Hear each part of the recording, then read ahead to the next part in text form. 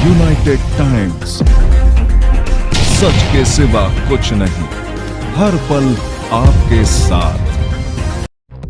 कांग्रेस प्रतिनिधि मंडल को संभल का दौरा स्थगित करने के लिए कहने पर समाजवादी पार्टी के सांसद जियाउर रहमान बल्ख ने कहा, मुझे आश्चर्य है कि सरकार सोचती है अगर हमारे प्रतिनिधि संभल का दौरा करेंगे तो अशांति होगी। हम ऐसा नहीं करना चाहते हैं, वहां जाकर राजनीति।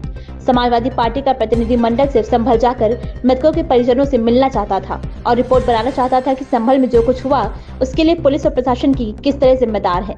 हमारी पार्टी के मुखिया अखिलेश यादव ने इसकी घोषणा की है। 5 लाख रुपए मिलेंगे, मृतक के परिजनों को मुआवजा दिया जाएगा। हम राज्य सरकार से मांग करते हैं कि मुआवजा भी दिया जाए। वीडियो में आगे बढ़ने से पहले अगर आपने अभी तक हमारे चैनल यूनाइटेड टाइम्स को सब्सक्राइब नहीं किया है तो अभी चैनल को सब्सक्राइब कर लें और बेल आइकन को दबाना बिल्कुल ना भूलें, जिससे कि आपको लेटेस्ट वीडियो का नोटिफिकेशन समय से मिलता रहे। जाना था, उन्हें भी रोका गया है ये कहते हुए कि उनके आने से अराजकता का माहौल पैदा होगा। मौजूदा हालात संभल का क्या है, क्योंकि आप डे टू डे वहाँ से जुड़े हुए हैं? मुझे अफसोस है, ताज्जुब है कि सरकार की ऐसी मंशा, ऐसी सोच है कि वहाँ पे हमारे जनप्रतिनिधियों के जाने से वहाँ पर अराजकता का माहौल पैदा होगा। मैं सोचता हूँ कि अगर यही लोगों की ऐसी सोच होगी, ये लोग ऐसा करते होंगे, तो हमारे बारे में भी शायद इनकी ऐसी ही सोच होगी। हमारा जाने का मकसद कोई राजनीति करना नहीं है।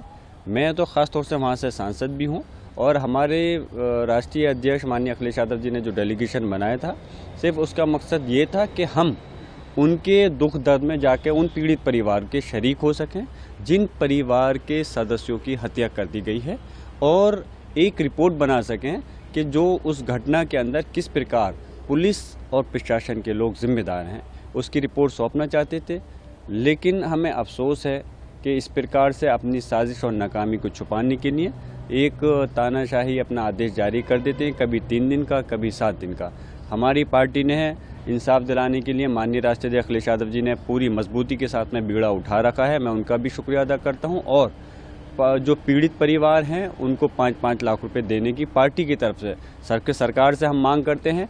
मुआवजा दे, हत्या की गई है उनकी, तो क्यों मुआवजा नहीं दोगे? सपा 5-5 लाख देगी सभी? बिल्कुल, समाजवादी पार्टी ने, माननीय अध्यक्ष अखिलेश यादव जी ने ये ऐलान किया है, पार्टी की तरफ से 5-5 लाख रुपए पीड़ित परिवार को दिए जाए। क्योंकि सांसद हैं, क्या आपको भी जाने से रोका जा रहा है, और सदन में आपकी भूमिका क्या होगी संभल को? बिल्कुल, परसों मैं जा रहा था और पूरा डेलीगेशन अलग अलग मुख्तलिफ जगह से जा रहा था, तो उनको रोका गया और ज़बरदस्ती जब मैं यहाँ से निकला, हमारे साथ और भी माननीय सांसद थे, तो उनको रोक दिया गया और विदाउट एनी रीज़न, कोई नोटिस नहीं दिया, कोई आदेश की कॉपी नहीं दी, लेकिन कहा कि हमें जाने का आपको आदेश नहीं है। तो इसलिए हम संसद के अंदर जहां हम संभल की चर्चा का मुद्दा उठाएंगे, वहाँ हम ये भी मुद्दा उठाएंगे किस प्रकार सांसदों के अधिकारों का उल्लंघन किया जा रहा है।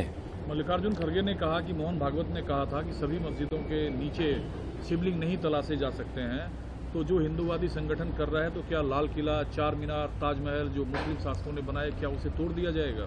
समझ में नहीं आता। एक तरफ ये लोग जो अपने प्रमुख हैं मोहन भागवत जी को मानते हैं और उनकी बातों का पालन भी नहीं करते।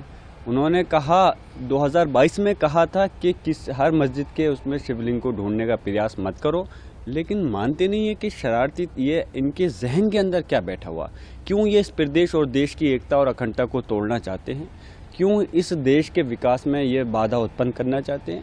हम तो चाहते हैं कि ये लोग कानून के मानने वाले नहीं हैं, इन लोगों के खिलाफ कार्रवाई की जानी चाहिए। प्लेसेस ऑफ वर्शिप एक्ट है, मैं आपसे पूछना चाहता हूँ, मुझे कोई एक मुस्लिम व्यक्ति का एक ऐसा नाम बताइए जिसने इस कानून को मानने से मना करा हो और किसी मंदिर के अंदर ये कहा हो कि वहाँ पर हमारी मस्जिद थी।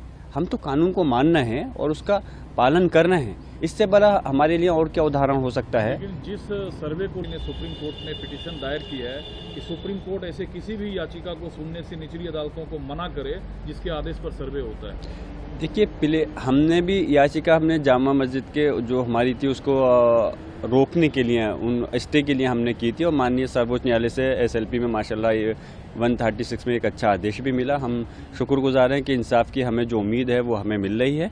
लेकिन हकीकत है, हम भी यही चाहते हैं कि प्लेसेस ऑफ वर्शिप एक्ट का जो कानून है उसका पालन होना चाहिए, मजबूती से उसको रहना चाहिए। बने रहिए हमारे साथ।